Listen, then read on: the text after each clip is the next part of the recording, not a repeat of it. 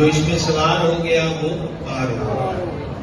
ہماری زندگی سے موت تک کے درمیان بڑا گہرا سمندر ہے جس میں گناہوں کے اچکولے اور لہریں آتی ہیں، بدعقیدگی کی سونامیاں آتی ہیں۔ ان سب سے بچت کا ایک ہی راستہ ہے کہ اہل بیت کی محبت کی کشتی میں بندہ بیٹھ جائے، اور جو کنارہ ہوگا وہ جنت کا دروازہ ہوگا۔ سبحان اللہ، پتہ نہیں آپ کہتے ہیں کہ نہیں کہتے ہیں، جو آپ کا مزاج ہو وہ آپ ہی کے مطابق۔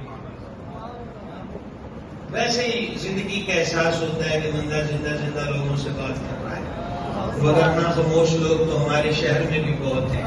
سبحان اللہ، سبحان اللہ، شہر میں بھی بہت ہیں، اور ہمارے شہر میں شہر خاموشاں بھی بہت ہیں۔ سبحان اللہ۔ اہل بیت اطہار سے محبت جو ہے، میرے کریم رحیم آقا علیہ الصلوۃ والسلام نے فرمایا، میں نے اپنے رب تعالیٰ سے عرض کی کہ میرے اہل بیت میں سے کوئی دوزخ میں نہ جائے، تو میرے رب نے میری عرض کو قبول فرمایا۔ اہل بیت اطہار جانے جانا علیہ الصلوۃ والسلام نے فرمایا کہ جس نے میرے اہل بیت سے، اور دوسری حدیث میں لفظ ہے جس نے اولاد عبد المطلب سے نیکی کی، اس نیکی کا بدلہ قیامت والے دن ہم اس کو خود عطا فرمائیں گے جب وہ ہم سے ملے گا۔ سبحان اللہ۔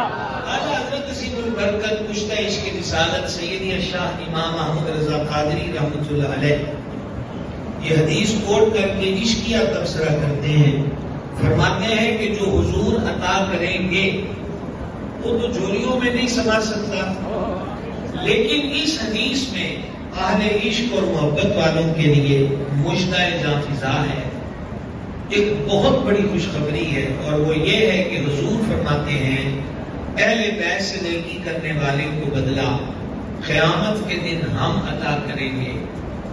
سبحان اللہ۔ کب عطا کریں گے؟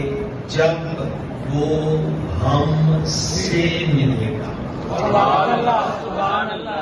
امام اہل سنت فرماتے ہیں کہ اس حدیث میں حضور نے ہم مسکینوں سے ملنے کا وعدہ فرما دیا۔